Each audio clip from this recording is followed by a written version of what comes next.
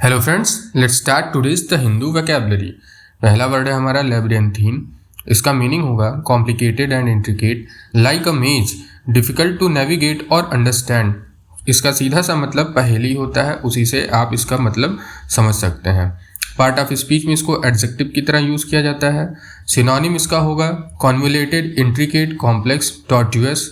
Antonym इसका होगा straight forward, simple, direct, uncomplicated sentence for the millions of Indians who have spent years navigating the labyrinthine corridor of legal system। Legal system जो होता है वो एक पहेली की तरह होता है, तो वही इस सेंटेंस में कहा गया है कि भारतीयों के लिए लीगल सिस्टम एक लेबिरिंथीन की तरह है। अगला वर्ड है हमारा लैंग्वेज। मीनिंग इसका होगा to suffer from being neglected और to remain in an inactive और डिटेरियोटिंग स्टेट। मतलब कोई जो है इनएक्टिव स्टेज हो, मतलब कुछ कर ना रहा हो, एकदम शिथिल पड़ा हो, उसको कहते हैं। पार्ट ऑफ स्पीच में इसको वर्ब की तरह यूज़ किया जाता है।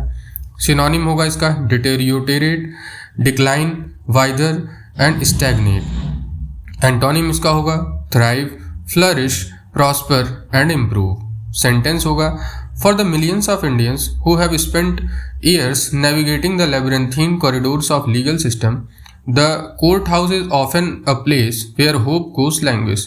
अब इसमें वही है कि जो न्यायालय की अबूझ पहेली जो है उसको, उसमें न्याय जो होता है, जो उसका मेन काम है, वो शिथिल पड़ा रहता है।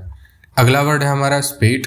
इसका मीनिंग होगा a sudden and large number of similar events occurring in a short period. कम समय में जो है एक साथ कई सारी चीज़ें घटित हो जाना। पार्ट ऑफ स्पीच में इसको नाउन की तरह यूज़ किया जाता है। सिनोनिम इसका होगा सर्ज, सीरीज, वेव या फिर आउटब्रेक। एंटोनिम होगा इसका trickle, scarcity, lull and absence. Sentence है इसका an engineering reality underlying the recent spate of boiler explosions is that boilers almost never fail this way suddenly.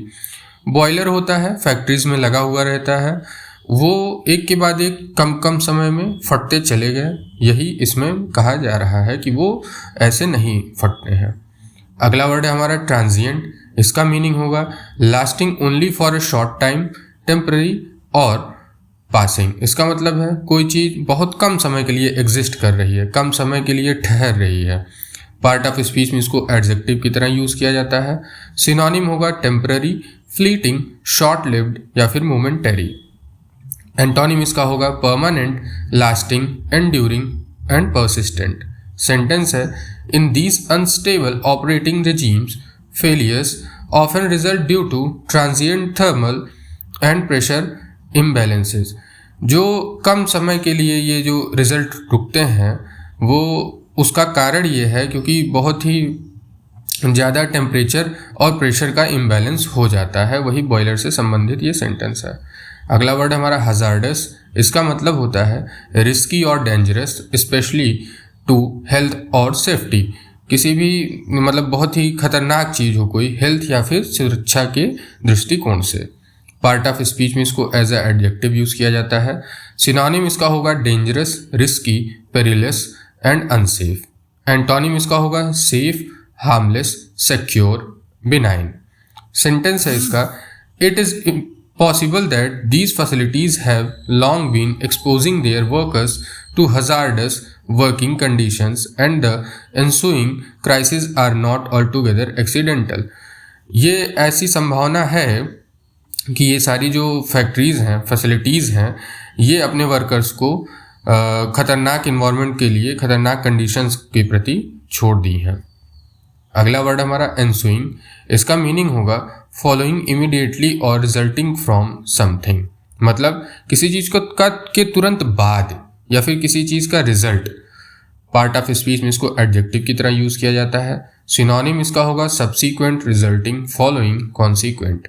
Antonym इसका होगा preceding, prior, antecedent and previous. Sentence है it is possible that these facilities have long been exposing their workers to hazardous working conditions and the ensuing crises are not altogether accidental। मतलब जो factories हैं, जो facilities हैं, workers को hazardous condition में, working condition में रखती हैं और उसी का ये रिजल्ट है कि ये क्राइसिस है और ये क्राइसिस एक्सीडेंटल नहीं हो सकती। अगला वर्ड है हमारा वल्नरेबिलिटीज। इसका मतलब होता है वीकनेस और weakness that can be exploited, मतलब कमजोरी या ऐसी कमजोरी जिस कमजोरी का गलत तरीके से फायदा उठाया जा सके। पार्ट ऑफ स्पीच में इसको नाउन की तरह यूज किया जाता है। सिनोनिम होगा weakness, flaws, susceptibilities and exposures. Antonym होगा strength, invulnerabilities, insecurities and protections. अगला वर्ड है हमारा एक्सप्लॉइट्स। इसका मतलब होगा टेक्निक्स और tools that advantage of a system's weakness, मतलब ऐसे तकनीक या ऐसे जो औजार या ऐसे तरीके जिससे किसी सिस्टम की कमजोरी का एडवांटेज उठाया जा सके।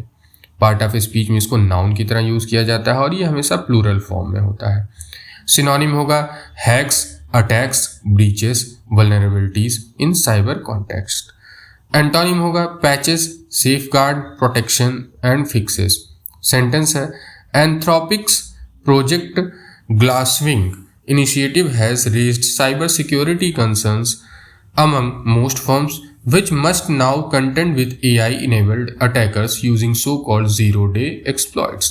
ये जो एंथ्रोपिक कंपनी है उसका प्रोजेक्ट है ग्लासविंग, उसने साइबर सिक्योरिटी के कंसर्न्स को रेस किया है ज़्यादातर फर्म्स में और उसको अब कंटेंट किया जा सकता है AI इनेबल्ड अटैकर से, जिसको कहा जाता है ज़ीरो डे एक्सप्लॉइट्स।